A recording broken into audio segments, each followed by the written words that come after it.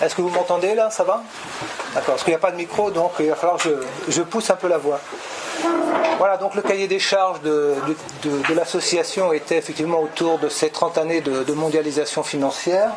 J'ai démarré avec une date qui est celle de janvier 84, j'aurais pu prendre 83, 85, mais en gros quand même, au cours de cette période, il y a eu un certain nombre de changements qui ont muté finalement nos économies, pas simplement celles de la France, mais aussi d'autres économies en Europe et même un peu partout dans le monde. On n'en avait pas forcément conscience à ce moment-là, mais aujourd'hui quand même avec le recul, on mesure les changements qui se sont opérés et qui sont sans doute en partie au moins irréversibles. Voilà, donc alors quelles sont les caractéristiques de cette période qui s'est engagée donc il y a une trentaine d'années? Pour la France, il y a la perspective européenne déjà, qui est importante et sur laquelle je reviendrai un petit peu.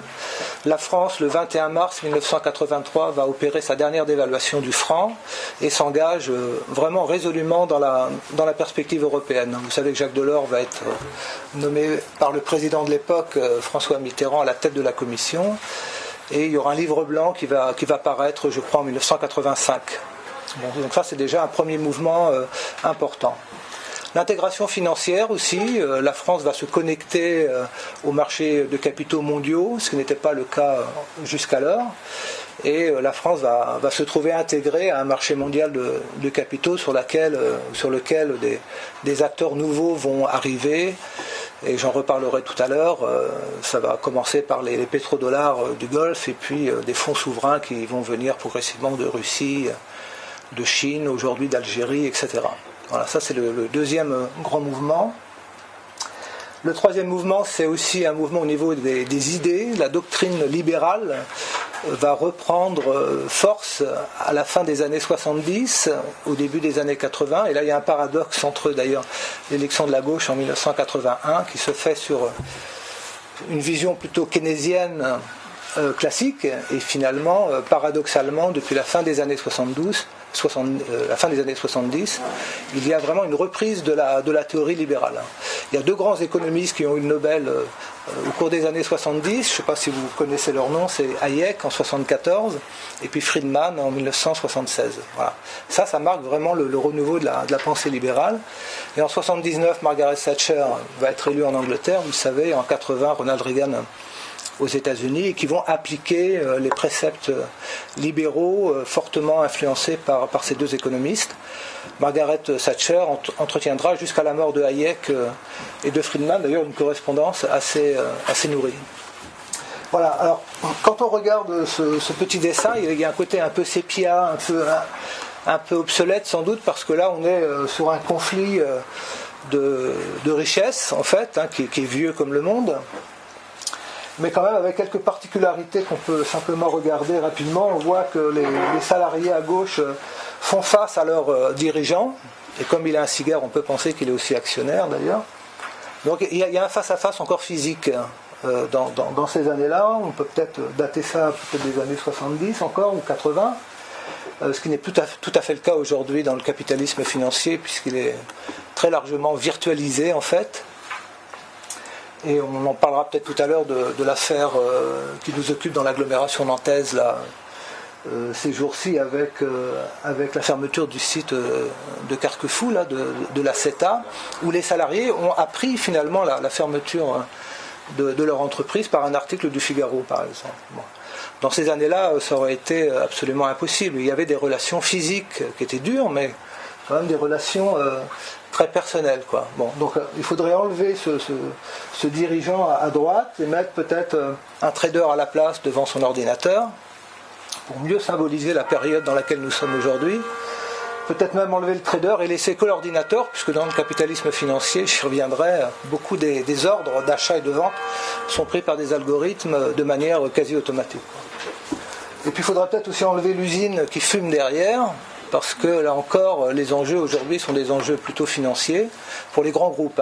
Je ne dis pas que c'est une généralité, mais pour les grands groupes, c'est quand même le cas. Voilà. Donc il resterait finalement les salariés à gauche, un écran d'ordinateur à droite, et on ferait disparaître l'entreprise. Ça vous donne une idée un petit peu de l'environnement dans lequel se trouve ce capitalisme actionnarial aujourd'hui, quoi. Voilà. Alors, une première petite devinette, je ne sais pas, je vous la pose.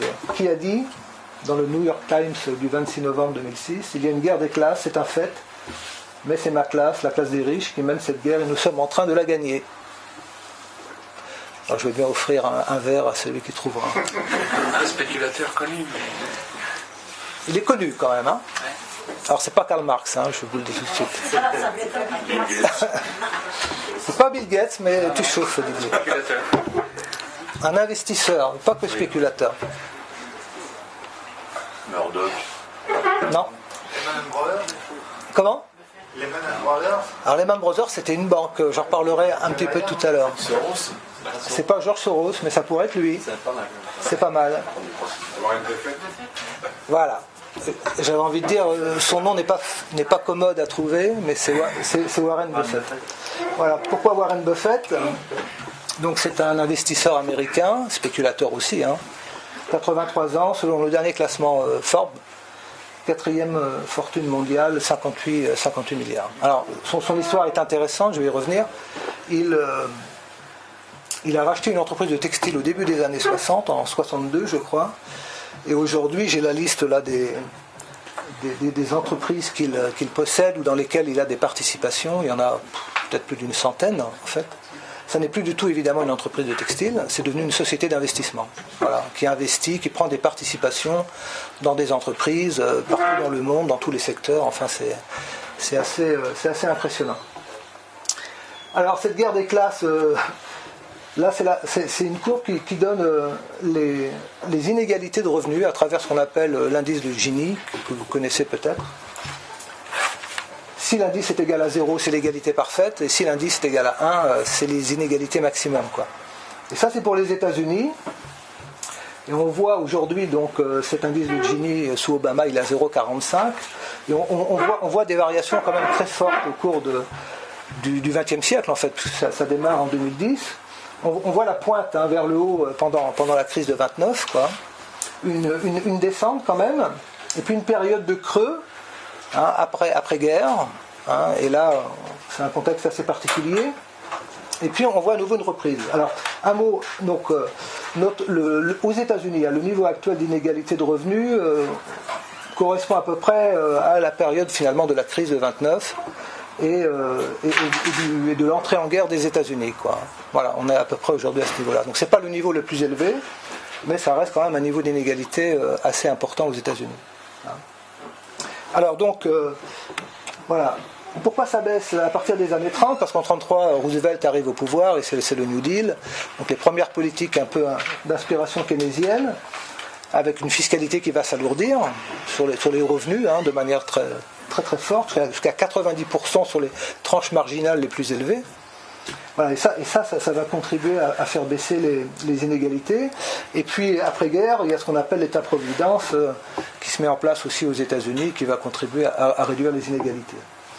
Et puis, vous voyez, ça redémarre, je parlais tout à l'heure de Margaret Thatcher et de Reagan. Voilà, les inégalités commencent à réaugmenter aux États-Unis à partir des années 80, en fait, quoi. Et là, c'est le libéralisme triomphant de Ronald Reagan, réduction massive des impôts, libéralisation économique et financière, et les inégalités s'accroissent à nouveau. Alors, ce qui est marrant avec Warren Buffett, je ne sais pas si vous aviez suivi ça, c'est le premier slide, c'était en 2006, quand il avait fait cette publication dans le New York Times, et là c'est en 2011. Et finalement, il va devenir un oracle d'Obama. C'est publié dans le Figaro, hein, donc je veux dire, on ne peut pas suspecter le Figaro d'être un journal gauchiste. Et finalement, Warren Buffett fait une déclaration assez tonitruante où il dit il faut que les riches, finalement, comme moi, on paye quand même plus d'impôts, quoi. Et finalement, il va même créer avec d'autres riches américains, dont Bill Gates d'ailleurs, George Soros, je crois, en fait également partie, et ils vont plaider leur cause auprès de l'administration Obama pour payer davantage d'impôts, quoi. Donc vous pouvez le lire. Donc il fait partie des méga riches qui gagnent évidemment beaucoup plus que 10 millions de dollars par an.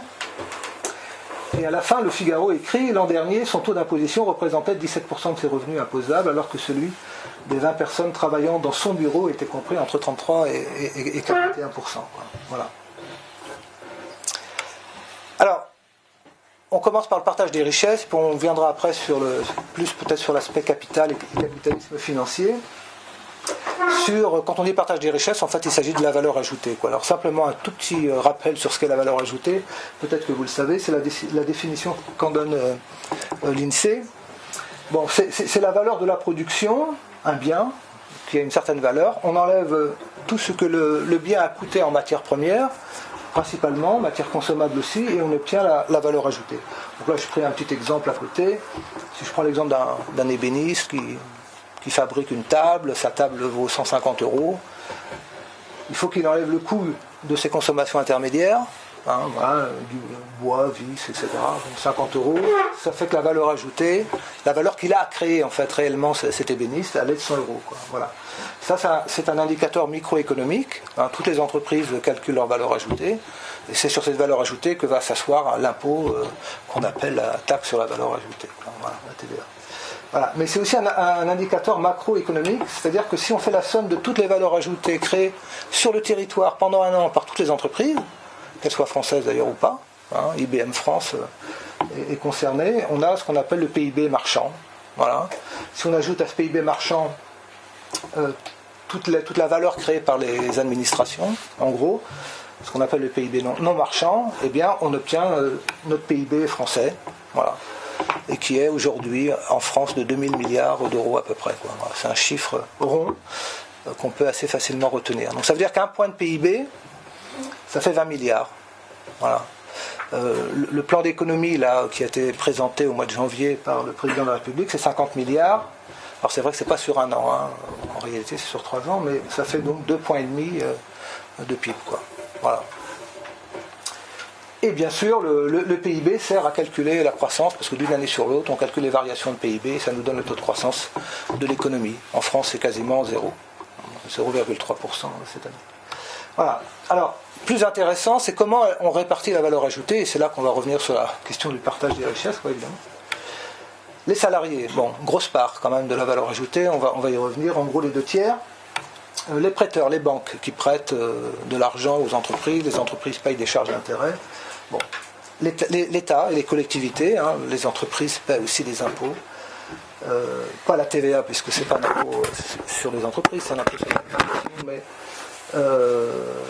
il y a l'impôt sur les sociétés, que les entreprises payent, et puis il y a les impôts locaux, l'ancienne taxe professionnelle. Et puis il y a l'entreprise qui, elle, va garder finalement le reste de cette valeur ajoutée qui lui revient, sachant qu'après il faut voir ce que les actionnaires vont décider de la répartition de cette valeur ajoutée. Est-ce qu'on la garde dans l'entreprise, ça c'est l'autofinancement, pour financer les investissements, ou est-ce qu'on...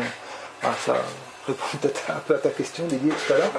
Quelle est la part qui revient aux actionnaires sous forme de dividendes, Voilà. Et c'est là que le capitalisme financier va exercer une pression évidemment beaucoup plus forte que dans les années 60, 70, 80, où la part des actionnaires était relativement marginale, et aujourd'hui elle ne l'est plus, elle est même, dans certaines entreprises, dans certains groupes, le prélèvement sous forme de dividendes est vraiment très très élevé. Alors voilà, le partage de la valeur ajoutée, on l'a ici. En violet, la masse la plus importante, c'est salaires et cotisations sociales. Bon, vous voyez qu'il y a une bosse un peu dans les années 70, 80, on pourrait dire la dernière bosse c'est la relance Pierre Mauroy en 1982. 83, je disais, la France fait le pari de l'Europe, et la part de la valeur ajoutée baisse, et après, bon an, mal an, on est à peu près sur une valeur ajoutée qui représente à peu près une part salaire et cotisation, sur la valeur ajoutée qui est aux alentours des 2/3, 65-66%. Et lorsque le directeur de l'INSEE a remis à Nicolas Sarkozy en mai 2009 un rapport, il dit depuis 20 ans le partage de la valeur ajoutée apparaît plutôt stable. C'est effectivement un peu ce que l'on voit, mais on va voir que c'est un peu plus compliqué que ça quand même après. Et puis vous avez en jaune, juste au-dessus, donc l'impôt sur la production, donc ça c'est les impôts locaux, et en jaune, encore un peu plus haut, vous avez l'impôt sur les sociétés. Voilà, bon ça nous intéresse moyennement. Ce qui nous intéresse, c'est la partie marron, voilà, qui est quasiment inexistante à la fin des années 80, on voit bien, hein, quasiment rien. Et puis la progression assez forte jusqu'en 2011, et ça ce sont les dividendes versés aux actionnaires, quoi, hein. Et ça représente l'ensemble des sociétés non financières françaises. Voilà. Donc les moyennes, les grandes. Bon, ça concerne évidemment davantage les grandes et les entreprises du CAC 40 notamment, mais quand même dans les autres entreprises, les prélèvements sous forme de dividendes ont eu tendance à augmenter assez fortement. Et on voit que la partie rouge, ça c'est les intérêts, ont eux diminué, au profit d'ailleurs des dividendes. Hein, c'est-à-dire qu'à un moment donné, les entreprises se sont moins financées auprès des banques, donc on paye moins d'intérêts, et ont préféré aller se financer sur les marchés financiers, et donc ils ont dû à ce moment-là commencer à payer des dividendes. Voilà. Alors, ça c'est le même graphique que le précédent. La courbe noire, c'est celle qui représente la même qu'on vient de voir, qui est la part des salaires dans la valeur ajoutée. Et on n'a pas du tout la même représentation, on n'a pas du tout la même courbe, hein. Alors vous pouvez voir pourquoi. C'est un problème d'échelle en fait. Et ça, c'est tous les experts, les économistes le savent. Si je veux écraser un phénomène, je prends une échelle à gauche, là, verticale de 0 à 100, et j'écrase. Si je veux accentuer, je zoome en fait, je commence à 63%, et donc je prends simplement entre 63 et 100. Et là, je vois les écarts. Hein, voilà, et c'est beaucoup plus significatif de ce point de vue. Et là, on voit les deux relances dont je parlais tout à l'heure. Enfin, j'ai parlé de celle de Mauroy en 81-82. Là, c'est vraiment le sommet. Et avant, en 75, il y a la relance Chirac, qui est le premier ministre de Valéry Giscard d'Estaing ici. Voilà. Donc là, on a les deux dernières relances un peu keynésiennes en France. Et puis après, donc, on fait le pari de la rigueur. Hein, dans ce contexte de mondialisation, on fait le pari de la rigueur. On fait le pari de la désinflation, de l'ouverture à l'international, et on entre dans l'ère de ce capitalisme financier. Et là, il y a quand même une baisse assez importante de la valeur ajoutée qui reste aux salariés, quoi. On retrouve les 65-66% ici, hein, globalement, qui sont là. Hein. Mais on voit quand même qu'il y a une chute entre le point haut et le point bas d'environ 9 points, quoi.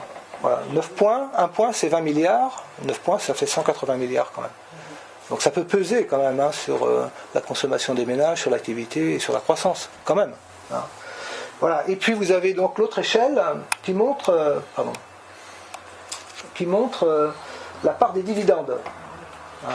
On voit la progression, quoi. Et donc là il y a un effet de ciseau, quoi, entre la part des salaires dans la valeur ajoutée qui baisse quand même, hein, d'environ 9-10 points, et puis la part des dividendes qui elle augmente de manière quand même assez significative. Vous m'entendez toujours, hein, ça va ? Ouais. Bon, voilà. Alors, qu'est-ce qui s'est passé ? Alors bon, attendez, ça c'est encore un dernier graphique. Là j'ai repris les comptes de l'INSEE sur le site. Hein. Je suis parti d'une base de 100, à peu près au début des années 90. En bleu, vous avez la courbe de la valeur ajoutée, hein, qui est en gros multipliée par 2 sur 20 ans. Et puis, vous avez en jaune la courbe des dividendes, hein, qui, elle, est multipliée par 5. Voilà, donc ça c'est une autre représentation un peu de cette évolution. On voit quand même ici qu'il y a eu la crise de 2008, hein, j'y reviendrai. Il y a un infléchissement quand même du montant des dividendes, mais bon, ça ne s'effondre pas. On voit qu'un an ou deux après, ça se stabilise quand même. Voilà. Et les résultats qui ont été publiés d'ailleurs pour les entreprises du CAC 40 cette année montrent que le niveau de dividendes est resté encore très très élevé en fait. Et aux États-Unis, on fait le même constat. Voilà, alors je reviens sur le petit schéma de tout à l'heure. Les salariés sont devenus salaires, les prêteurs intérêts, l'État impôt, actionnaires dividendes, mais c'est exactement la même représentation, quoi. Donc la question qu'il faut se poser, c'est un peu ce que tu disais, Didier, c'est est-ce qu'il y a eu des substitutions, quoi. Première substitution, est-ce que finalement les dividendes ne sont pas venus augmenter au détriment des salaires, quoi. Bon, on a vu que sur la première représentation, c'est pas très évident. Sur la deuxième, ça l'est quand même déjà un petit peu plus. Donc il y a sans doute un prélèvement des dividendes qui se fait au détriment des salaires. Bon, c'est pas massif en France, hein, par rapport même à d'autres pays, mais quand même, on peut l'observer. Deuxième substitution possible entre les dividendes et les intérêts, ça c'est très clair, mais bon, ça c'est mécanique. Moins de prêts, donc moins d'intérêts, plus d'actionnaires, donc plus de dividendes. Et il y a une troisième substitution qui est intéressante, c'est entre dividendes et autofinancement. Parce que le problème de la croissance, l'absence de croissance, c'est aussi l'absence d'investissement, quoi. Est-ce que les prélèvements sous forme de dividendes ne se font pas au détriment de l'investissement, quoi. Voilà. Alors là, j'ai fait un peu de recherche quand même pour l'année 2013, et j'ai retrouvé un article de Christian Chavagneux, qui vient d'ailleurs d'écrire un bouquin, paraît-il, je ne sais pas lu encore, très intéressant sur le capitalisme financier, qui s'appelle La Capture. Hein, je pourrais donner quelques références des bouquins, s'il y en a que ça intéresse. Voilà, Christian Chavagneux, c'est un économiste de la revue Alternatives économiques. Et voilà ce qu'il a écrit là, il y a quelques jours, sur l'année 2013, à propos des entreprises du CAC 40. Bon, une baisse des profits, 48 milliards, moins 8%, bon, ok. Et il explique pourquoi il y a eu cette baisse, mais c'est la dernière partie qui est intéressante. Pour autant, les actionnaires de ces entreprises vont ressortir gagnants de cette baisse de forme, puisque les dividendes progressent de 6%. Donc, baisse des profits de 8, augmentation des dividendes de 6. Et, c'est ça qui est encore plus impressionnant, je trouve, le montant des dividendes versés s'établit à 39 milliards d'euros sur un total de 48 milliards. Ce qui fait donc un prélèvement sur les profits de 80%. Voilà. Donc c'est absolument vertigineux quand même. Hein. Alors ça ne veut pas dire que ceux qui prélèvent vont s'acheter des yachts, des villas à la montagne ou que sais-je encore, parce que ceux qui prélèvent sont eux-mêmes des investisseurs financiers, quoi. C'est-à-dire qu'ils prélèvent dans des sociétés du CAC 40 pour pouvoir éventuellement réinvestir dans leur portefeuille financier, qui est très, très large et très diversifié. Bon, alors, comment on en est arrivé là ? Là, je fais un petit retour en arrière sur ce que l'on a connu, sauf les jeunes qui sont là, mais la période des 30 Glorieuses, voilà, entre 45 et 75, pour faire court. Après-guerre, on était dans un cercle plutôt vertueux, qui était lié donc au fait que dans l'industrie, dans l'économie, il y avait des gains de productivité très importants, qui permettaient de baisser les coûts, qui autorisaient des augmentations de salaire, malgré tout. Ces augmentations de salaire se traduisaient par une augmentation de la production, qui se traduisait par une augmentation des profits, qui permettait d'améliorer encore les techniques de production, qui permettait de gagner en productivité, baisser les coûts, augmenter les salaires, voilà. Et ce beau schéma-là a tourné à peu près bien pendant une trentaine d'années, quoi. Voilà. Donc on pouvait augmenter les salaires, et on les augmentait, sans forcément que ça pénalise la rentabilité des entreprises, grâce notamment à ces gains de productivité. Voilà. Et quelqu'un l'avait compris bien avant l'Europe, c'était aux États-Unis, Henry Ford, ce qu'on appelle le Fordisme en fait, $5 a day, donc lui, il payait ses salariés quasiment 2 fois plus cher que les ouvriers de l'automobile aux États-Unis à cette époque, parce qu'il considérait qu'il était important que ses salariés achètent ces voitures. Voilà. Et donc Ford a pu créer ce cercle vertueux au niveau même de son activité de construction de voitures. Voilà. Alors ce cercle vertueux va se casser. Hein. On voit qu'il repose sur quelque chose d'assez précis. Il faut que l'offre et la demande se superposent à peu près, quoi. C'est-à-dire qu'il faut que les zones de production et les zones de consommation soient à peu près dans les mêmes pays. Voilà. Bon.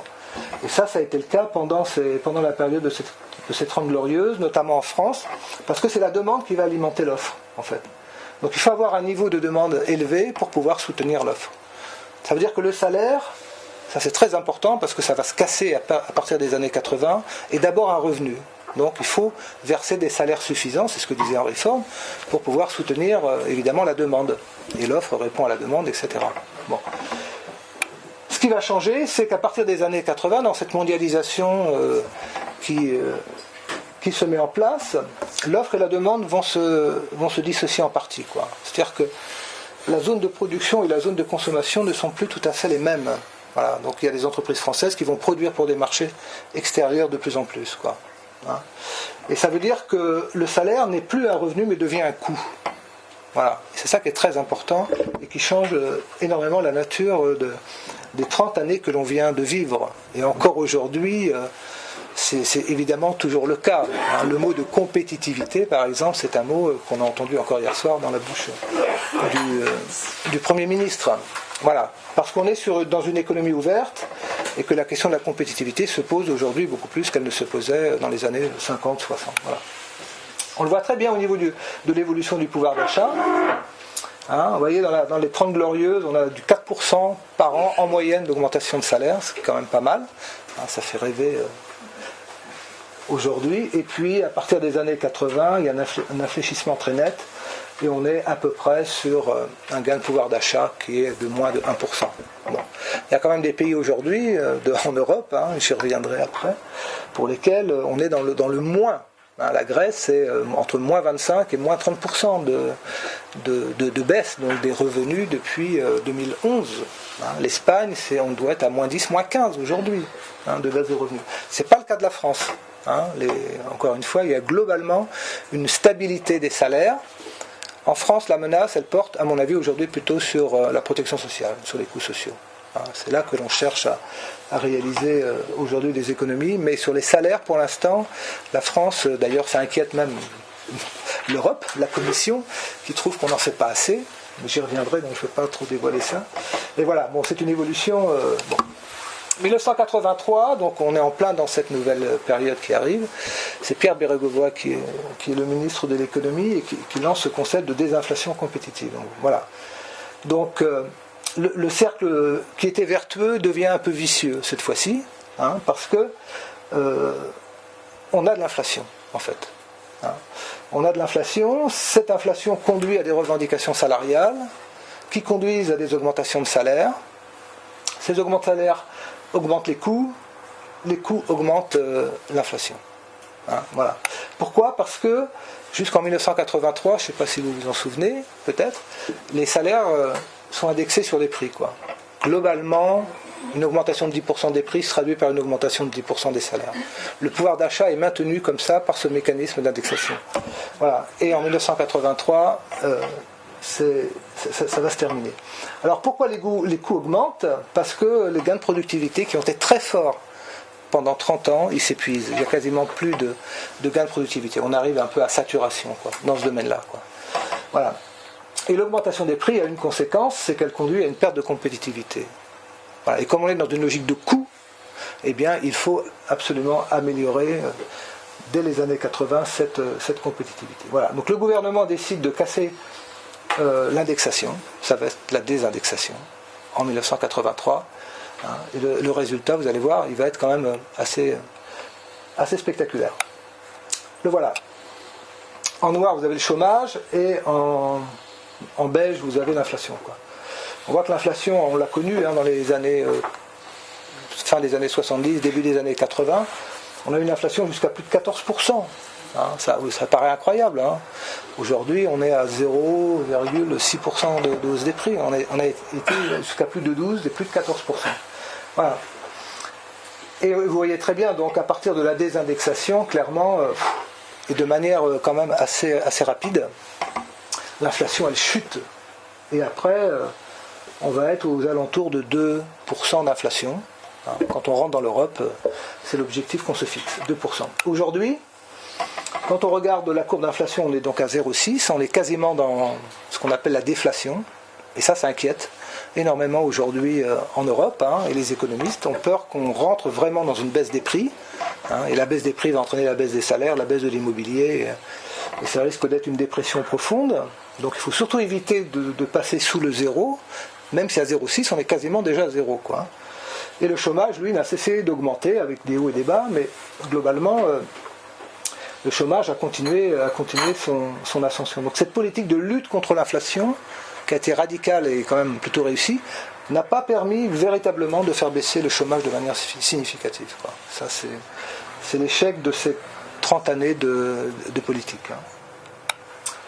Voilà, dernier élément aussi qui explique pourquoi les salaires dans la valeur ajoutée ont tendance un peu à baisser, c'est qu'on est depuis, je l'ai dit tout à l'heure, hein, dans un contexte européen qui n'est pas coopératif, pour le dire simplement, et avec un peu de pudeur, et poliment.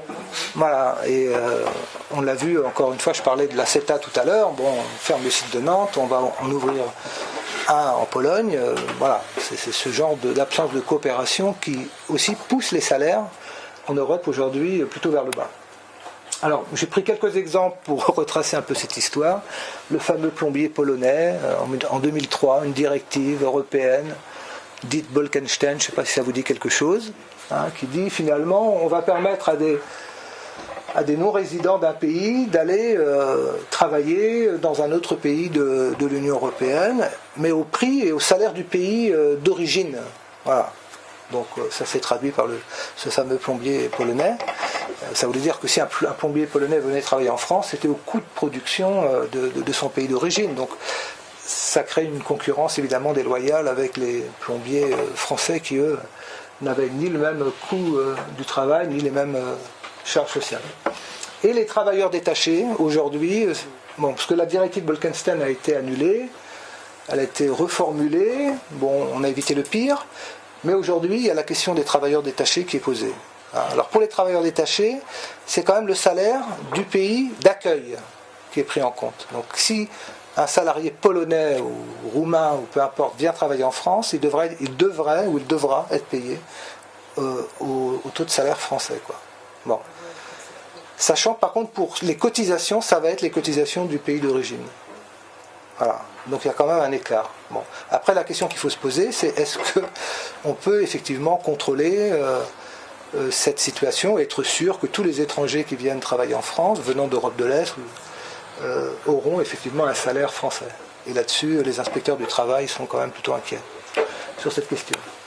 Bon, deuxième exemple, vous avez peut-être vu des reportages sur l'Allemagne, qui est quand même un pays qui aujourd'hui est la locomotive de l'Europe. Les mini-jobs en Allemagne, voilà, donc en 5-6 euros de l'heure, il n'y a pas de SMIC encore aujourd'hui en Allemagne. Ouais, même certains, mais bon, à la marge 1 euro de l'heure, donc 1 euro de l'heure, 9 heures, ça fait 1 heure de SMIC en France, quoi. Bon, ça a été inauguré par ce qu'on appelait les lois Hartz, du nom du ministre allemand de Schröder en 2005. Voilà. Donc l'Allemagne a baissé son coût du travail de manière assez nette depuis 10 ans, quoi. Alors que nous, encore une fois, notre coût du travail, n'a pas baissé. Bon, j'en ai parlé un petit peu de l'Espagne, de la Grèce. Là, c'est carrément de ce qu'on appelle de la déflation salariale. Donc là, c'est vraiment une baisse des salaires. 10%, 20%, jusqu'à 30% en Grèce aujourd'hui, avec toutes les conséquences économiques et sociales d'une telle baisse. Et puis donc, la protection sociale en France, qui aujourd'hui me paraît menacée. Sans que l'on remette en cause forcément le coût du travail, mais au moins le coût social. Voilà. Avec donc une Europe un peu low cost qui se dessine. Bon, je vais nuancer un peu tout à l'heure avec quelques éléments un peu d'optimisme, mais bon, si vous avez suivi l'actualité en France ces derniers jours, l'ancien directeur de l'OMC, Pascal Lamy, s'est exprimé en disant le SMIC en France, 1430 euros net, c'est trop, il faut envisager de créer un sous-SMIC, etc. Bon, voilà, ça fait un peu de bruit dans la presse économique, je ne sais pas si vous en avez entendu parler. Et hier, Pierre Gattaz reprend au bon la balle de Pascal Lamy et dit à peu près la même chose. Voilà. Il s'est fait d'ailleurs tacler par Laurence Parisot, sévèrement, ancienne patronne du MEDEF, qui a dit mais il n'est pas question de toucher au SMIC, c'est indécent, etc. Voilà, bon, donc ça veut dire que cette question, même en France aujourd'hui, dans le débat, elle se pose. Mais bon, le Premier ministre a fermé le banc, je crois aujourd'hui, il a dit qu'il n'est pas question de revenir sur le salaire minimum. Mais on voit bien que dans cette concurrence sociale en Europe, la tentation est grande de faire un ajustement, évidemment par le bas, quoi, sur le salaire. Bon, deuxième petite devinette. Alors là, elle est très facile. Donc là, je n'offre pas d'ouvrir un personnage.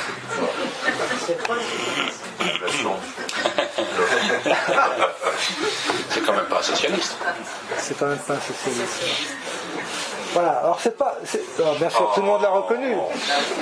Tout le monde l'a reconnu. Mais bon, c'est pas tellement pour faire un peu de mal à François Hollande que j'ai fait ça, c'est parce que je voudrais revenir sur le mot finance, parce que lorsque François Hollande a tenu cette phrase lors de son célèbre discours du Bourget, il s'est fait tacler à son tour le lendemain par la presse économique, notamment les banquiers qui ont dit mais qu'est-ce que c'est que ce futur président, ce candidat qui ne connaît rien à la finance, il ne sait pas qu'une économie a besoin de financement. C'est évident qu'une économie a besoin de financement. Bon.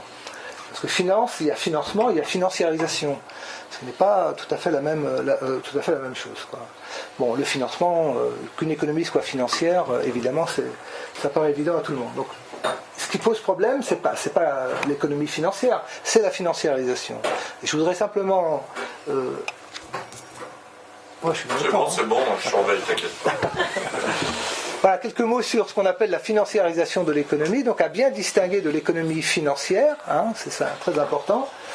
C'est, bon, je l'ai dit comme ça, c'est-à-dire que les activités de production et les activités de financement apparaissent découplées. Voilà, pendant très longtemps, l'économie financière était au service de l'économie réelle, comme on dit, hein. Il faut bien financer l'économie réelle. Bon, la financiarisation, c'est déjà ce premier découplage. Voilà. Donc, je le dis comme ça, l'économie financière est bouclée sur elle-même. Hein, d'accord ? Il n'y a pas de lien avec l'économie réelle.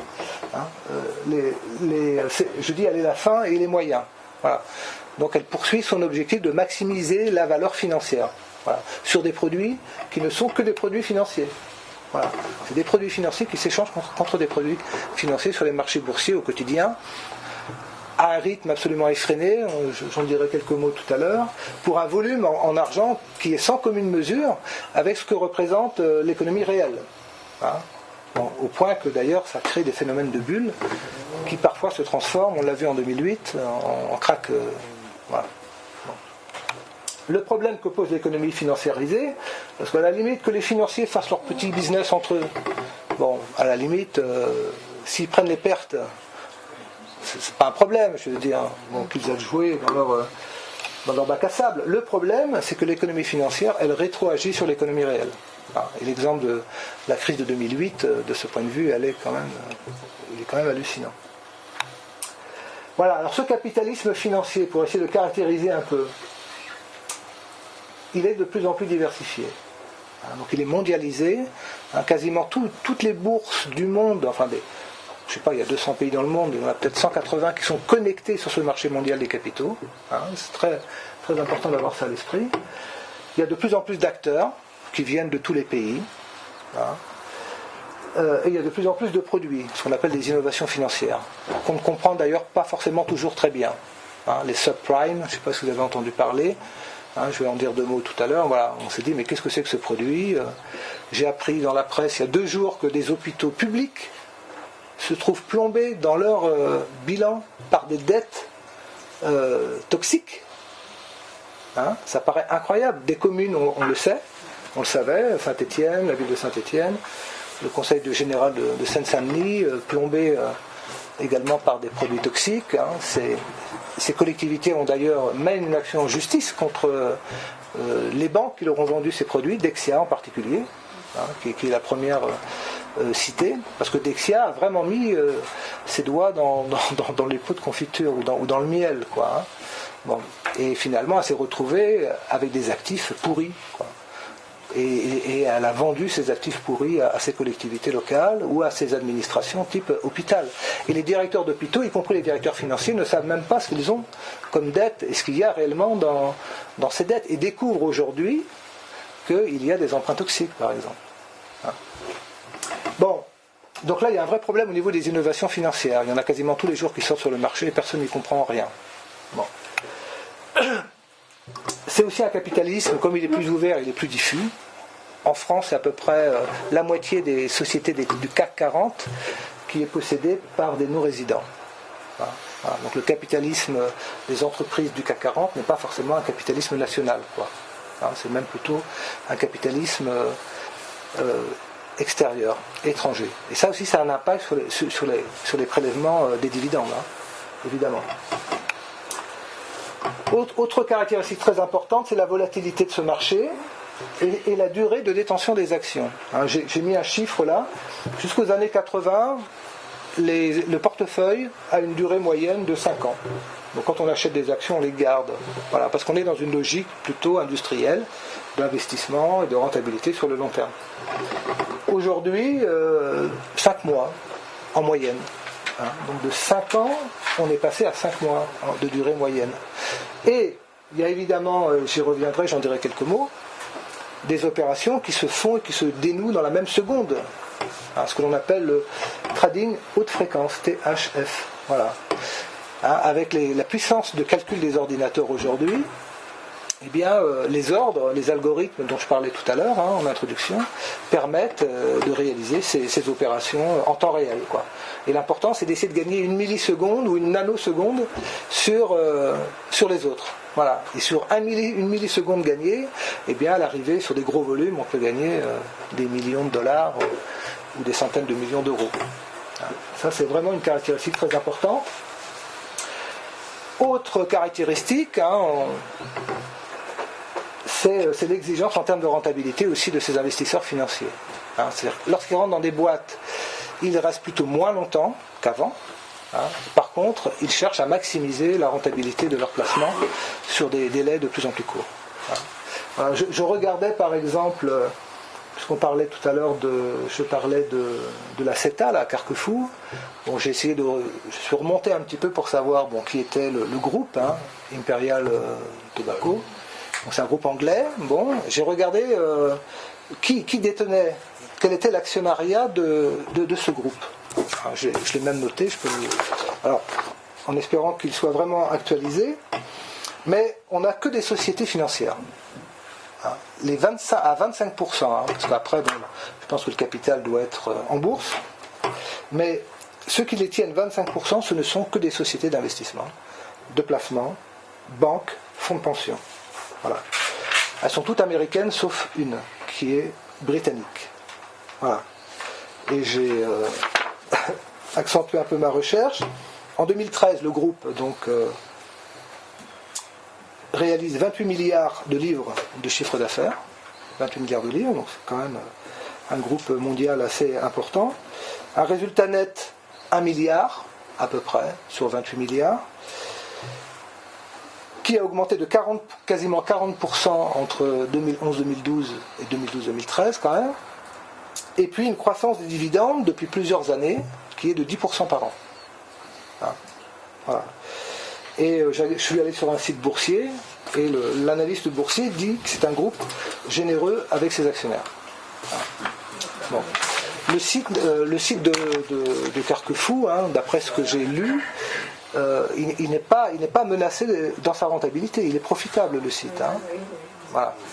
Il est profitable. Donc, on ne comprend pas très bien, même si on n'est plus tellement étonné, qu'un groupe, enfin les salariés en tous les cas, non seulement ils l'ont appris par voie de presse, mais en plus ils savent pertinemment que leur groupe est encore aujourd'hui profitable. Bon, ils ferment 327 emplois à Nantes, une trentaine, je ne sais plus où, à Bergerac.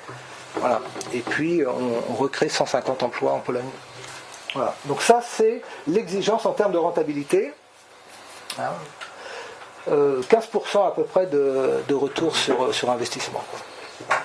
Moi, à une époque, dans les années 90, où je faisais des missions d'expertise comptable en cabinet, pour les représentants syndicaux, j'ai vu arriver ce capitalisme financier très concrètement dans les missions que je faisais année après année dans certaines entreprises. Très concrètement, un jour, un élu syndical me dit on a une réunion avec la direction, objectif pour l'année prochaine, 15%. Voilà.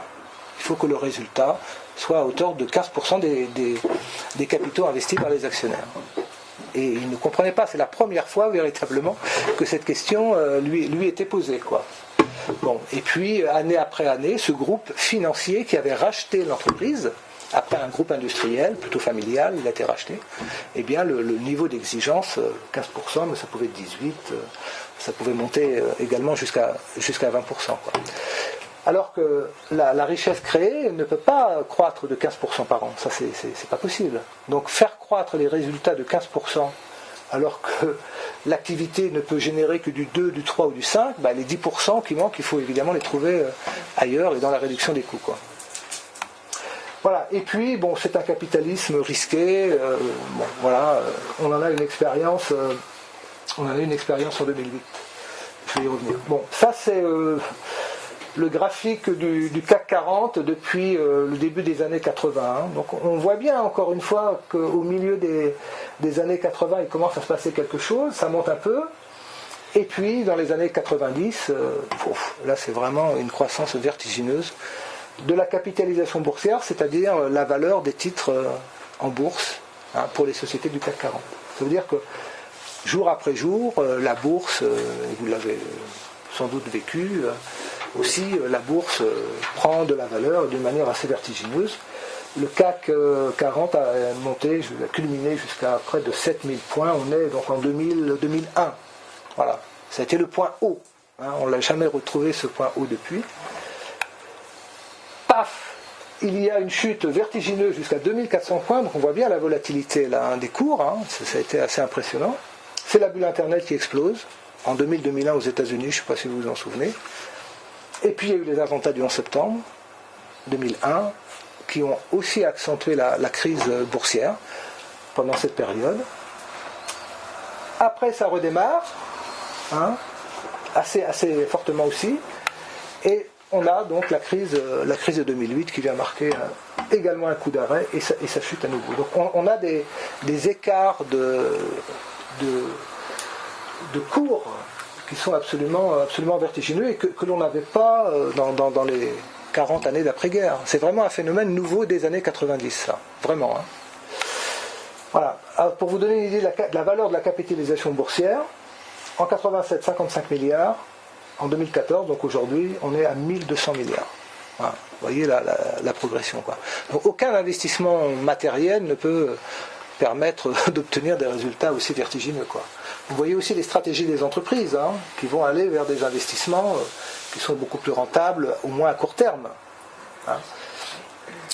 On voit aussi les stratégies des banques aussi qui se sont mises sur ce marché du trading, comme on dit, parce que il y avait des gains évidemment beaucoup plus importants à faire que dans les petites opérations avec les clients du Crédit Agricole. Voilà.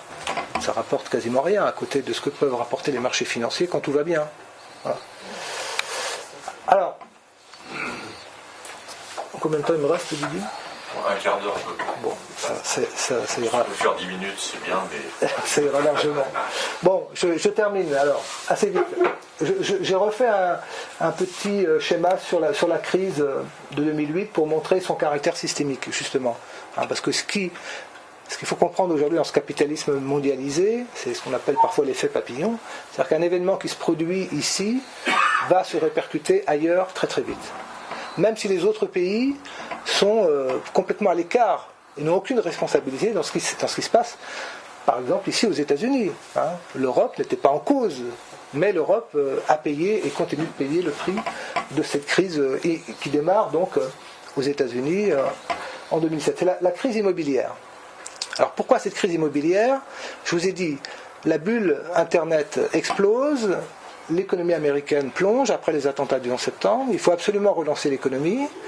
Bush a deux idées fumeuses. Un, la guerre en Irak en 2003, ça va mobiliser une partie de l'appareil militaro-industriel. Et la deuxième, baisser les taux d'intérêt pour permettre aux ménages américains d'accéder à un bien immobilier. Au moins tous ceux qui n'en ont pas encore. Voilà. Donc on va sur des ménages qui ne sont pas forcément les plus solvables. Donc on leur vend un produit, ce qu'on appelle un crédit hypothécaire. On dit voilà, vous achetez un produit et puis il y a une hypothèque, donc si vous avez des problèmes, eh bien on saisira la maison. Voilà. Mais les taux d'intérêt sont très bas, les Américains sont plutôt confiants, ils achètent. Bon, pendant un certain temps, tout va bien. Mais ce sont des crédits à taux variable. Et en France, on est plutôt sur des taux fixes. Bon, ce qui est plutôt sage, même si Nicolas Sarkozy en 2007 a envisagé à un moment de créer ce type de mécanisme en France. Mais comme il y a eu la crise qui est arrivée, ça l'a calmé tout de suite et on n'en a plus jamais entendu parler. Mais ça a été envisagé en France. Mais donc les taux sont variables. Et comme les taux d'intérêt vont commencer à réaugmenter à partir de 2005, ces ménages américains vont se trouver complètement étranglés, incapables de rembourser leurs biens. Les biens sont saisis, sont sur le marché. Comme il y a une offre de biens, des centaines de milliers de maisons à vendre en même temps, les prix chutent de manière vertigineuse. Voilà, et finalement, beaucoup de ces ménages américains deviennent locataires et continuent à rembourser les emprunts pour une maison dont ils ne sont plus les propriétaires et d'autres sont à la vente. Bon, voilà. Alors, ça va se produire une crise boursière. Pourquoi ? Parce que ces crédits qui sont dans les bilans des banques, les banques vont les transformer en titres. C'est ce qu'on appelle la titrisation.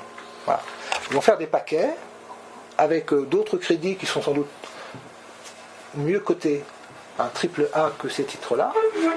Ils font un espèce de packaging et puis ils vendent partout dans le monde. Bon, les banques allemandes vont être très très intéressées par ces produits venus d'outre-Atlantique et ils vont en acheter massivement.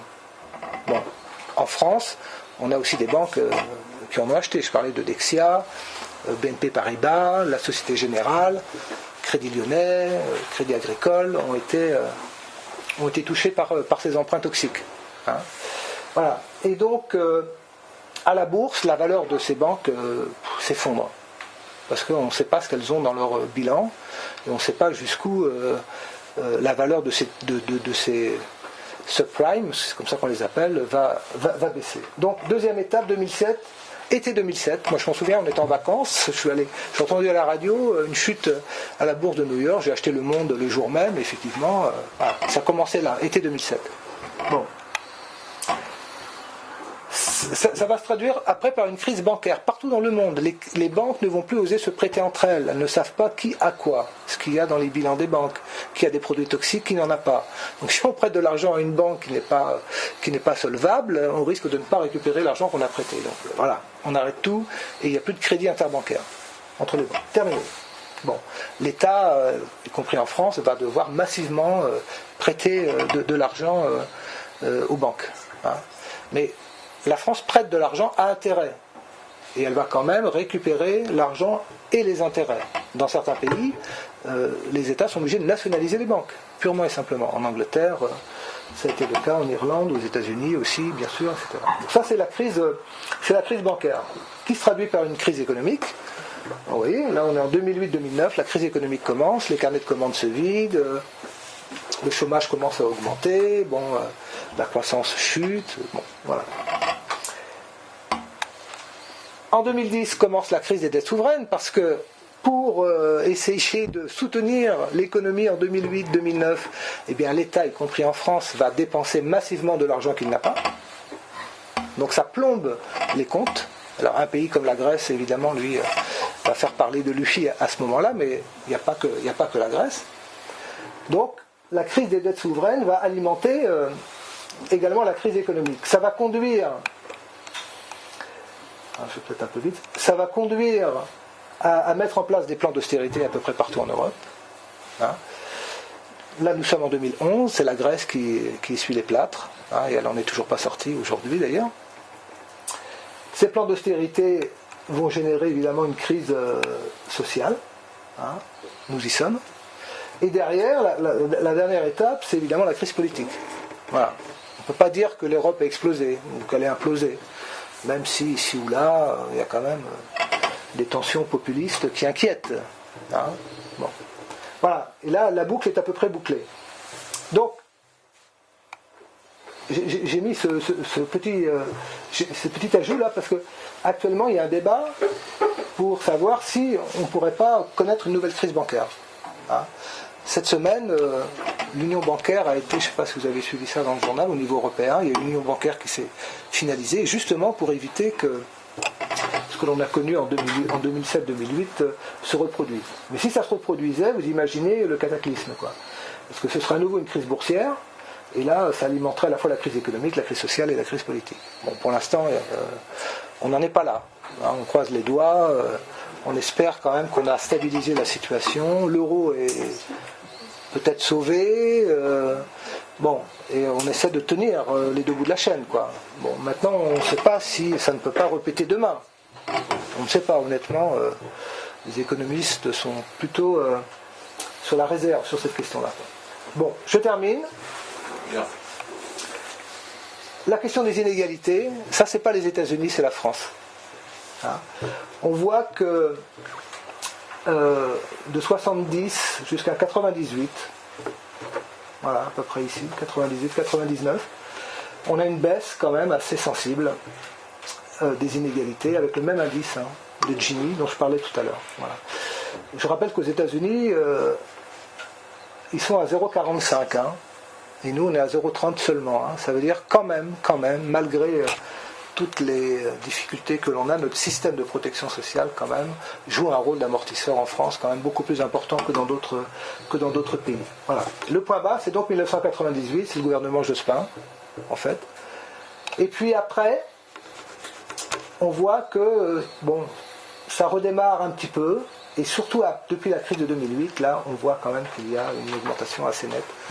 Bon, tous les indicateurs sociaux le montrent, hein. Il y a l'Observatoire de la pauvreté, qui est un site qui est très très bien fait, que vous pouvez consulter en ligne. Vous avez toutes les données sur l'augmentation de la pauvreté en France aujourd'hui. C'est pas spécifique à la France, c'est beaucoup moins qu'en Espagne, c'est beaucoup moins qu'en Italie, c'est beaucoup moins qu'en Grèce. C'est même moins qu'en Allemagne aujourd'hui, parce que les taux de pauvreté en Allemagne sont supérieurs à ce qu'ils sont en France. Hein. C'est le revers de la médaille et du miracle allemand, quand même. J'ai parlé des mini-jobs tout à l'heure, ça laisse des traces aussi dans la société allemande, hein, quand même. Voilà. Alors, même si un peu d'optimisme, voilà, mais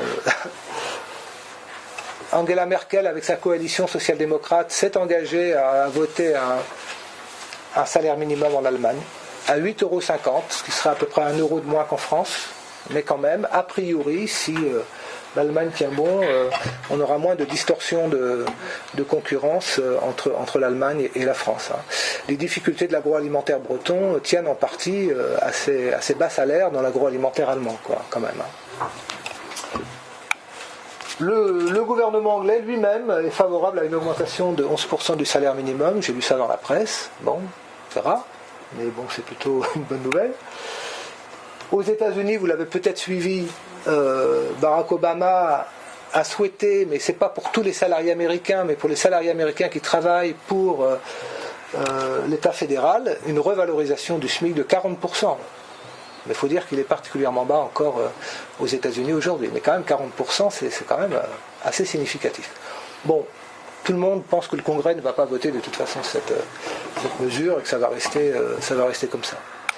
Et même en Chine, il faudra attendre un petit peu avant que la Chine évidemment nous rattrape, mais même la Chine, on est sur à peu près 15 à 20% d'augmentation de salaire par an quand même. Et il y a même des entreprises qui quittent la Chine aujourd'hui parce que le coût du travail est trop élevé et vont se délocaliser dans des pays à plus faible coût de main-d'œuvre. Autre question en suspens, l'endettement privé. On n'en parle jamais, c'est pour ça que je me suis dit, je vais me faire plaisir, je vais en parler quand même, parce qu'on parle toujours de la dette publique, on ne parle jamais de la dette privée. Voilà. Et la France est quand même relativement épargnée par cette dette privée. On le voit ici, hein, c'est le Figaro, la source également, par rapport à l'Espagne.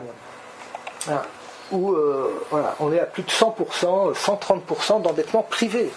Hein, c'est-à-dire les ménages, les banques espagnoles. Voilà. Si on fait la somme justement de la dette privée en 2010, hein, j'ai fait un peu de recherche, on est à 220% du PIB espagnol.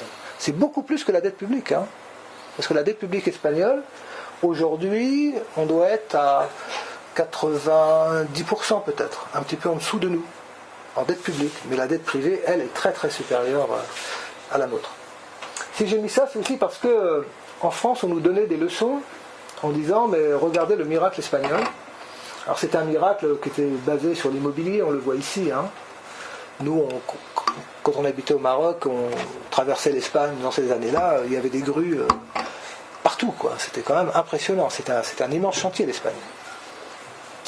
Voilà, mais Zapatero, finalement, le modèle espagnol, il n'a pas survécu à la crise, quoi. Hein, parce que la crise immobilière en Espagne, ça a été aussi, et c'est encore, extrêmement douloureux.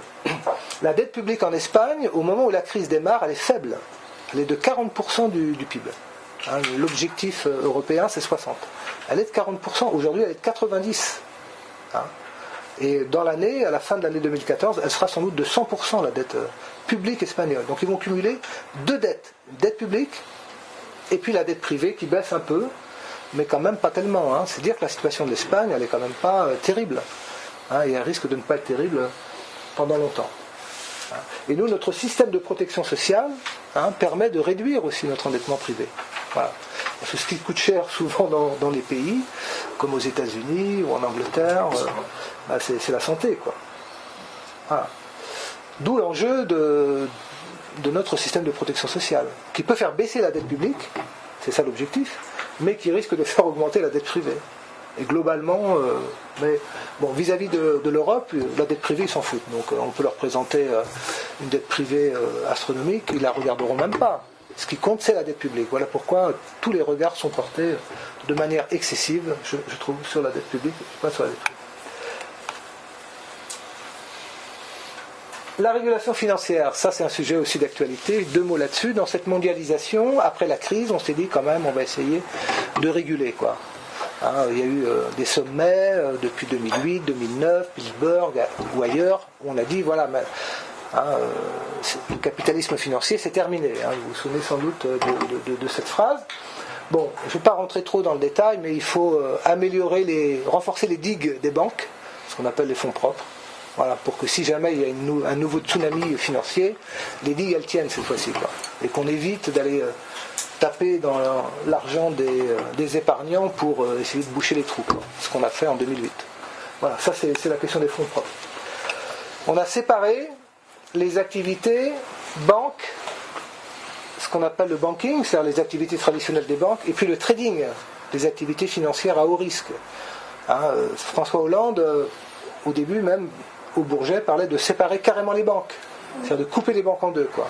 Que celles qui fassent du banking, c'est-à-dire de la spéculation, ne soient plus, du crédit, ne soient plus celles qui fassent du trading, c'est-à-dire de la spéculation. Voilà.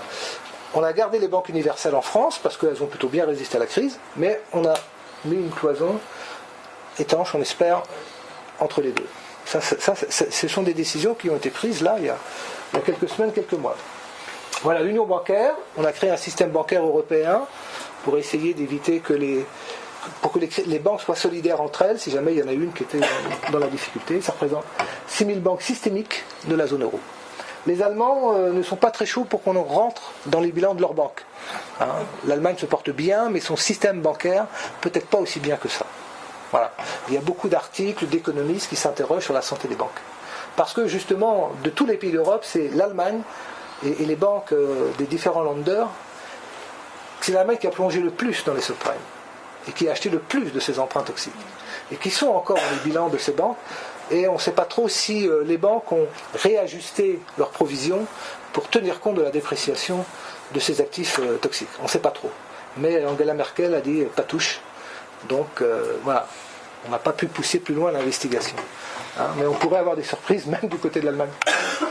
Voilà. Et puis l'émergence d'une taxe Tobin qui est apparue à Attac à la fin des années 90. Qui a été écarté pendant des années et qui a ressurgi après la crise financière et qui, entre la France et l'Allemagne, il semblerait qu'on va peut-être trouver un accord pour mettre en place une taxe sur les transactions financières. Voilà. Surtout taxer ce que je disais tout à l'heure, les opérations du trading haute fréquence, quoi. Voilà. Parce que là, ceux qui spéculent, donc achètent à 10h01, revendent à 10h02, rachètent à 10h04, revendent à 10h10, ils peuvent faire plusieurs fois dans la même journée des opérations d'achat-vente. Voilà. Et à chaque fois, ils gagnent, ils encaissent la plus-value, quoi. Hein, ils vendent au prix haut, ils rachètent au prix bas, parfois les mêmes produits dans la même journée, quoi. Voilà. Donc c'est ces mouvements-là, financiers, spéculatifs, qu'on chercherait à taxer. Et puis la fraude fiscale, les paradis fiscaux, bon ça franchement je ne sais pas du tout où ça en est. Les paradis fiscaux c'est fini, non, les paradis fiscaux c'est pas fini, quoi. Bon, il y a un peu plus de communication et de moralisation, bon d'accord, ça continue quand même comme avant. Je termine sur la dette publique quand même. Voilà, là vous avez la belle courbe de la dette publique française depuis la Révolution française. Donc c'est pas une idée neuve, la dette. Voilà. Et notre niveau qui est là, aujourd'hui à peu près, c'est pas dans l'histoire récente ou même lointaine le niveau d'endettement le plus élevé. Alors ce qui est intéressant, c'est de voir pourquoi il y a eu des hausses d'endettement. C'est souvent après des défaites ou pendant les guerres. Voilà, on les a ici. À 1815, Napoléon, 1870. Non, la guerre de 1870. Oui, Napoléon III, mais il est parti en 1870. La Première Guerre mondiale, voilà, bon. Et ce qui est intéressant, c'est, regardez en 1797, là, boum, la chute vertigineuse de la dette, quoi. Hein, Alors ça, c'est le site d'Olivier Berruyer. Je ne sais pas si vous connaissez, mais il a un site où il fait de l'analyse économique pour les gens qui ne sont pas des économistes. Je ne sais pas, à mon avis, il ne fait que ça, parce que tous les jours, il enrichit son site. Et il y a vraiment des choses intéressantes. Je vous donnerai le lien pour y aller si vous voulez. J'ai trouvé ça intéressant. Bon, là, en 1797, là, c'est un défaut de paiement, quoi. Donc, clairement, on arrête de payer la dette. Voilà, ici.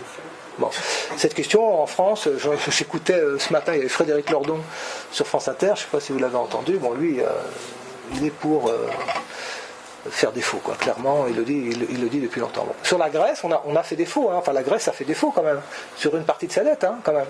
On a accepté qu'elle ne paye pas une partie de sa dette. Bon, ceci dit, elle était à 120% au début. Aujourd'hui, même après avoir fait défaut, elle est à 180% de dette publique. Bon. Enfin bref. Il y a une autre manière un peu plus soft quand même de réduire la dette, hein, on le voit ici, là. Après-guerre, hein, c'est l'inflation, quoi. Voilà. Faire de l'inflation, ça permet de réduire la dette. Tous ceux qui ont acheté des appartements, des maisons dans les années 70, et ils savent qu'ils n'ont pas payé leur maison, leur appartement très très cher. Hein, Alain ? Ouais, c'est d'accord. Voilà. Donc, il vaut mieux avoir un taux d'inflation élevé pour ne pas avoir à rembourser sa dette. Mais aujourd'hui, on n'a pas d'inflation. On n'en a pas. Donc on dit qu'il faudrait laisser courir un peu l'inflation. 2%, 3, 4, 5%. Allez, voilà, on pourrait tolérer 5%. Ça permettrait de réduire un peu le poids de la dette. Bon, nous on est là, donc on voit qu'on a des nouvelles dettes qui apparaissent. Hein. En rouge, c'est les collectivités locales, la Chapelle-sur-Erne, mais qui n'est pas très endettée, Yves. Non. Comment ? Et il n'y a pas d'emprunt toxique, hein, parce que j'ai posé la question une fois, on m'a dit que non. Et puis en vert, la sécurité sociale, la dette de la sécurité sociale, pour ça c'est problèmes de vieillissement, de santé, etc., qui augmentent aussi, quoi. Voilà. Et on est, nous, aujourd'hui, à 93,5. Hein. En principe, on ne devrait pas dépasser 60, hein, selon les critères de convergence de Maastricht. 60. On était à 62 en 2007. Voilà, on était à peu près dans les clous. Boum, sous le mandat de Nicolas Sarkozy, entre 2007 et 2012, on a eu la crise. Et la dette a augmenté de 5 à 600 milliards d'euros. Et on est passé donc de 62, on est passé à 90, quoi, à peu près. Parce que l'État a dû faire face à la crise. Voilà. Et il fallait le faire, et tout le monde était d'accord pour le faire à ce moment-là. Il n'y avait pas une voix discordante pour dire non, ne le faites pas. L'économie risquait de s'effondrer, le système bancaire risquait de s'effondrer, il fallait intervenir. L'État est intervenu massivement, mais ça représente 500 milliards de dettes en plus quand même, quoi. Et aujourd'hui, pour les rembourser, c'est un peu compliqué. Voilà, je termine là-dessus. C'est le dernier, Didier. Hein, ouais. Mais on n'a pas commencé. Ouais, c'est le dernier. On n'a pas commencé à 8h30 quand même, je te rappelle. Hein. Non, je sais. Bon, ce sera le dernier, c'est promis. Qu'est-ce qu'on appelle le circuit du trésor ? C'était un circuit de financement de notre dette qui a existé en France jusqu'en 1973. Il y a eu une loi Pompidou-Giscard qui permettait à la France de se financer directement auprès de sa banque centrale. Voilà, quand elle avait besoin de liquidités. C'est la banque centrale qui apportait les liquidités à la France. Taux d'intérêt zéro. Donc il n'y avait pas de charges financières à payer. Hein. Et comment est-ce que la France est reconstruite ? On a vu la dette de la France en 1940-45. Elle est gigantesque. Et on reconstruit la France avec une dette gigantesque. Comment est-ce qu'on peut le faire ? C'est parce que la Banque centrale nous permet de nous apporter des financements. Voilà. Et ça, depuis 1973, ça n'est plus possible. Si la France veut emprunter, il faut qu'elle aille soit auprès du système bancaire, soit auprès des marchés financiers. Elle n'a plus la possibilité de se financer gratuitement auprès de sa banque centrale. Bon, aujourd'hui, on n'a même plus de banque centrale, c'est la BCE.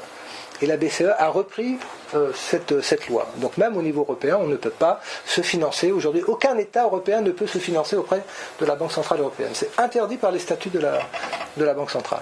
Donc si on veut emprunter, c'est le système bancaire ou les marchés financiers. On n'a pas d'autres possibilités. Voilà. Et aujourd'hui, ça représente quand même un montant de charges financières qui est de 55 milliards d'euros par an. De charges financières, pas de remboursement du capital, simplement des charges d'intérêt. Enfin, c'est le deuxième ou le troisième poste de l'État, après l'éducation, et le budget de l'armée, je crois, doit être juste au-dessus ou juste en dessous. Voilà, donc ça représente 2,5 points de PIB quand même par an, chaque année, les charges financières. Bon, conséquence, la France est sous la dépendance des marchés financiers, puisque ce sont les marchés financiers et les investisseurs étrangers qui détiennent la dette française.